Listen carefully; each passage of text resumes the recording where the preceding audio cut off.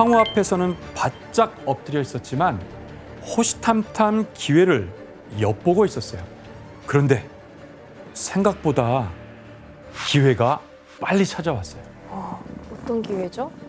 측천무가 입궁한 바로 그의 겨울 아주 예쁜 공주를 낳게 됐어요. 아들 하나 딸 하나네. 그렇죠. 아, 여기서 그러면 문제를 낼게요. 네.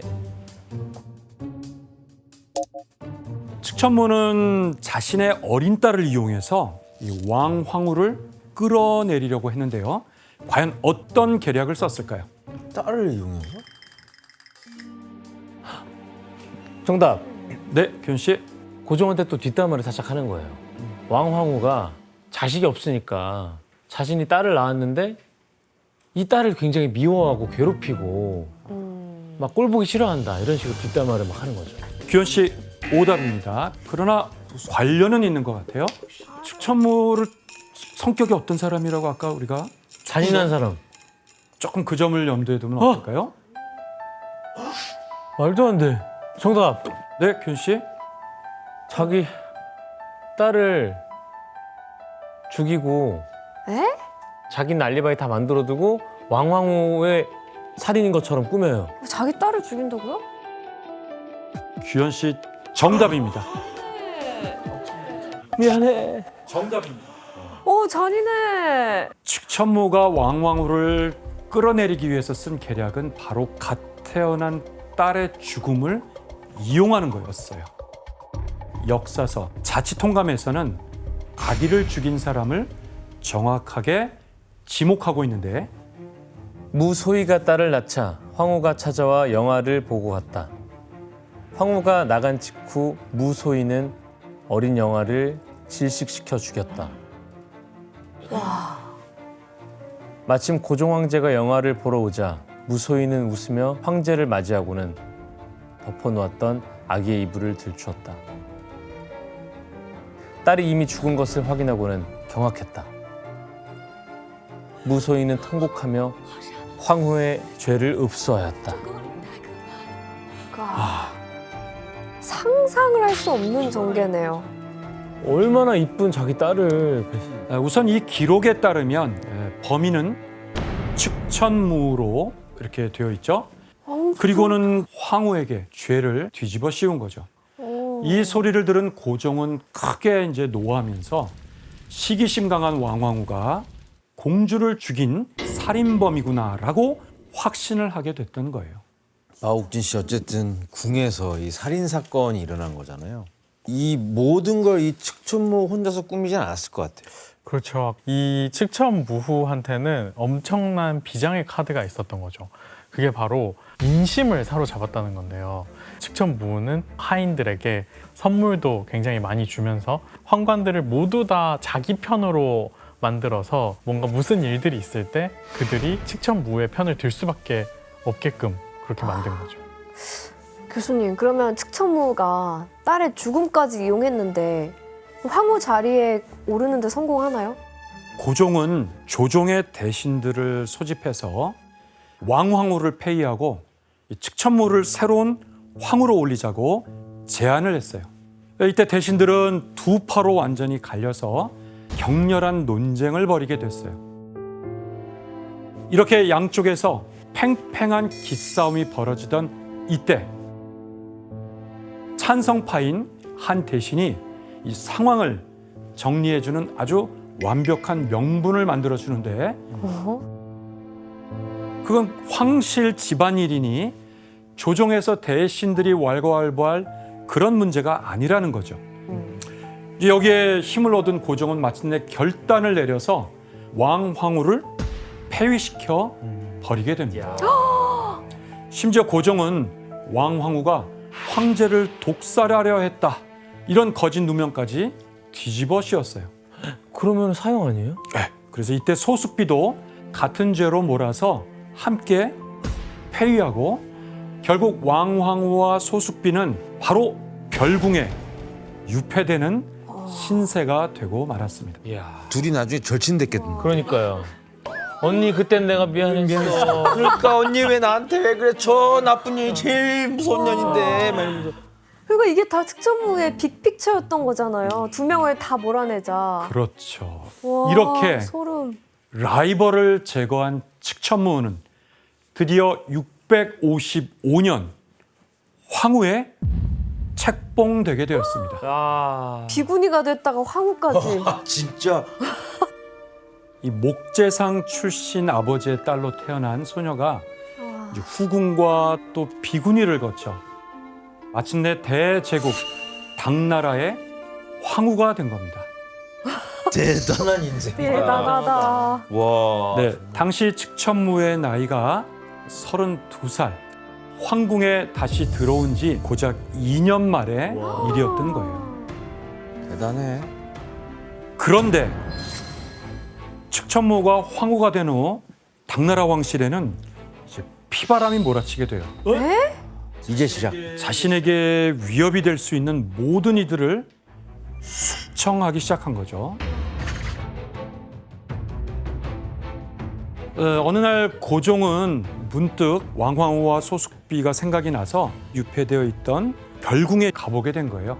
사방이 막혀서 통제되어 있고 두 사람은 빛도 들어오지 않는 공간에서 아주 비참한 생활을 하고 있었던 거예요. 당시 그들은 어떤 대화를 나눴는지 역사서를 조금 각색한 내용을 지원 씨와 규현 씨, 혜성 씨가 읽어주시겠어요? 왕왕후 소숙비 어딨어? 아니야. 그거 아니야? 아니야. 두 명 다 지금 찾는. 왕왕후 소숙비는 별궁에 유폐돼 있고 밖에서 이제 고종이 너희들 어디 있니? 왕황후 소숙비. 왕왕후와 소숙비는 어디 있어? 근데 얘가 어떻게 들은 거야 내 말을? 외치라고요. 왕황후. 이게 좀 이상해. 아, 웃겨 진짜. 왕왕후 소숙비 어디 있어?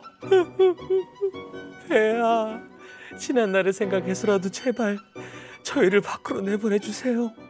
저희에게 다시 밝은 세상을 보게 해주세요. 너무 불쌍하구려. 내 기필코 나갈 방법을 마련하리다. 약속하오. 빨리 다녀오겠어. 갔다 왔어. 폐하, 두 죄수들을 찾아가셨다지요. 폐하의 그런 경솔한 태도를 세상 사람들과 조정 대신들이 어찌 생각하겠습니까? 내가 잘못했어. 그 둘은 그대가 직접 처리하시오. 진작 그렇게 말씀하셨어야지요. 그런데 측천무는 어떻게 고종의 그 행보를 알고 있었을까요? 그 스파이시만 않겠죠. 다 있나 보네. 고자질했나 보다. 네, 이미 궁궐 곳곳에는 측천무가 장악한 시녀들이 측천무의 명을 받고 고종을 감시하고 있었거든요.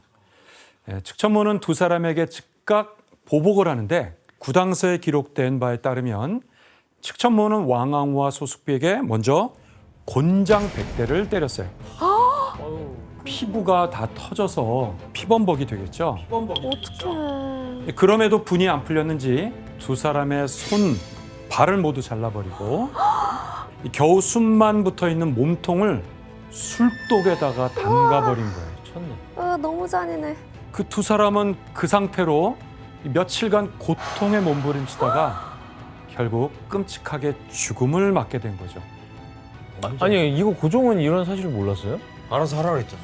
아무리 그래도 측천무의 눈밖에 난 두 사람은 이렇게 자기가 하지도 않은 죄를 뒤집어쓰고 참혹한 최후를 맞아야 했던 거예요.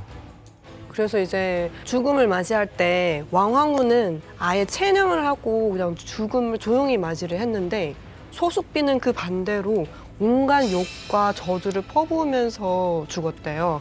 어떤 얘기를 했냐면 이제 나는 고양이로 태어나고 무시 너는 쥐로 태어나서 영원히 나는 너의 목을 영원토록 물어버릴 것이다. 평생.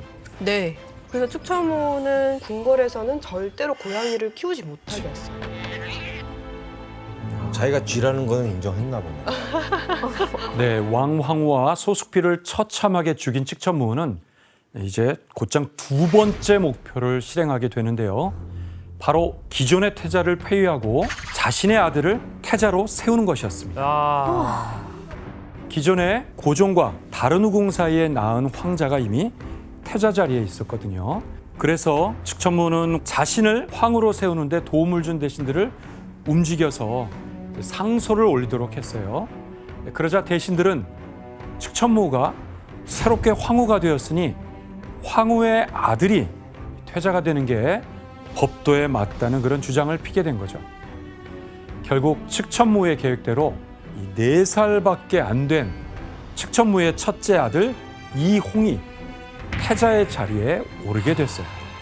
그리고 쫓겨난 이 태자는 몇 년 뒤에 측천무에 의해서 결국 죽음을 맞게 됐어요. 아니 고종은 왜 가만히 있는 거야?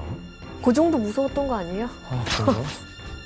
네, 이렇게 황후로서 이 자신의 위치를 탄탄히 해가던 657년 측천무는 당의 국정에도 이제 본격적으로 개입하게 된 거예요.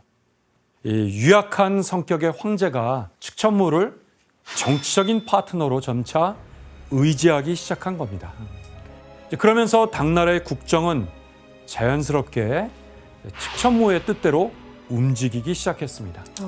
교수님 그럼 이제 측천무의 바람대로 이루어진 거잖아요? 그러면 뭐 이런 궁궐 내 피비린내난 이런 일들은 없어졌겠네요. 그렇지는 않았어요. 황제의 신임을 등에 업은 측천무는 세 번째 숙청 목표를 정하게 된 거죠. 설마. 그건 바로 자신이 황후가 되는 걸 반대하던 개국공신들이었던 거예요. 뒤끝이 있네. 실권을 잡은 이 측천무는 살벌한 인사개혁을 이제 단행했어요. 공신들을 멀리 지방으로 좌천시키거나 역모를 일으켰다고 몰아서 그 가족들까지 처참하게 죽인 거예요.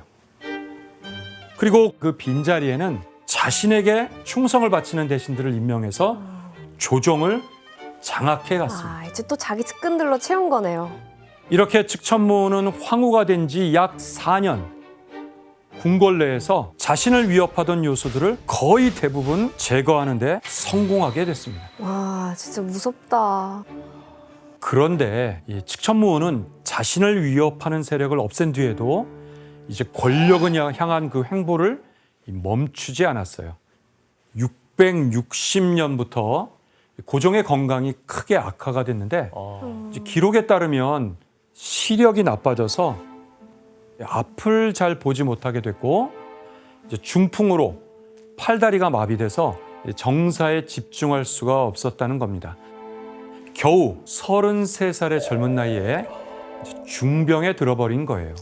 그렇게 넓은 나이에. 이런 상황에서 누가 정치에 나서겠어요? 또 측천무가 본인이 하겠죠. 그렇죠. 측천무 본인이었던 거죠. 이제 측천무는 황제가 어전에 나갈 때마다 함께 입장을 하게 됐어요. 그리고 황제가 몸져 누워서 어전에 나오지 못할 때는 아예 측천무가 혼자 나와서 정무를 받기 때문에 측천무의 입김은 황제보다도 세지기 시작했어요. 측천무는 뜻을 이루자 상벌 대권을 빼앗고 권력을 휘두르면서 꺼리는 것이 없었고 나약하고 우매한 황제를 핍박하고 속박하여 독자적으로 할 수 없도록 했다. 심지어 나라에는 이성이 있다. 즉 나라에 2명의 성스러운 황제가 있다고 말할 정도였어요. 꼭두각시도 뭐 이런 꼭두각시가 없네. 너무 그리고 측천무는 이때 고종의 병까지도 자신에게 유리하게 이제 이용했는데 여기서 문제를 내도록 하겠습니다. 병을 어떻게 이용해? 측천무는 고종의 건강을 위한다는 이유로 어떤 조치를 취했을까요? 정답. 네, 기현 씨. 건강을 위한다는 이유로 고종에게 몸에 좋은 뭐 약이라고 해서 계속 바치는 거예요. 근데 그 안에 서서히 산 송장처럼 되게 만드는 어떤 뭔가 안 좋은 것들을 넣어서 바치는 거죠. 상당히 사극에서 많이 볼 법한 네. 그런 내용이네요. 네. 기현 씨 오답입니다. 정답. 네, 혜성 씨. 고종이 몸이 안 좋으니까 아예 밖에 못 나가게 방에 거의 감금시키는 거예요. 아예 그냥 황제의 눈길을 가리고 완전히 외부 세계와 차단시켜버리는? 그것도 설득력은 있지만 혜성 씨 오답입니다. 뭐라고 생각해요? 그거 말고는 뭐가 있지? 힌트를 드리면 측천무는 굉장히 시기심이 많은 여자였었죠. 정답. 네, 규현 씨. 이제 어쨌든 간에 후궁들이 계속 고종과 뭔가를 하려고 자꾸 막 시도를 할 거 아니에요. 그래서 그런 것 때문에 후궁들을 다 저기 사찰로 보내버립니다. 다 잘라요. 그게 아니라 후궁 자체를 없애는 거죠. 그러니까 아무도 없애는 거. 자기 이외에는 아예 없애는 거예요. 규현 씨 정답입니다. 네, 바로 고종의 건강을 이유로 후궁의 수를 확 줄여버린 거예요. 네. 원래 아까 보신 것처럼 당 제국의 황제들은 공식적으로는 121명 정도의 후궁을 뒀는데 측천무는 후궁 제도를 뜯어 고쳐서 단 6명만 남겨버렸어요. 네? 그럼 이제 나라도 굉장히 혼란스럽겠네요. 그죠? 아이러니하게도 37살의 측천무가 당나라의 실권을 쥔 이후 당 제국은 황금기를 맞게 됐어요. 뭐야?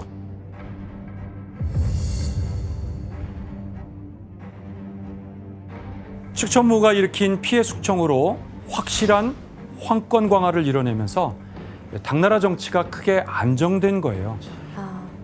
사실 고종이 있을 그 당시가 당이 사실 세력을 잡은 지 그러니까 이제 안정화가 된 지 얼마 되지 않은 시기였잖아요. 그렇다 보니까 기득권 관리들이 너무나도 세력을 많이 그러니까 황제에게 가한 거죠. 그래서 사실 이런 숙청이 나라가 발전하고 황권이 공고하는 데는 긍정적인 역할을 했다는 평가가 있기도 해요. 이를 바탕으로 측천무 시대에 당나라는 영토까지 크게 넓히게 되는데 한번 지도를 볼까요? 이 지도는 당태종이 다스리던 때의 당나라 영토를 나타낸 거예요. 뭐 이때만 해도 아주 넓다는 걸 알 수가 있겠죠? 세력을 2배나 거의 키웠네요. 이때 당 제국은 주변에 말갈, 돌궐, 거란 등과 싸워서 이기고 지금의 아프가니스탄과 이란 국경까지 영토를 확장했어요.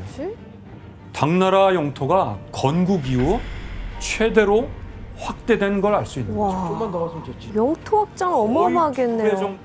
이렇게 영토가 확장되자 주요 실크로드까지 장악하게 되면서 이 시대에는 동서문명 교류도 더욱 활성화되었습니다.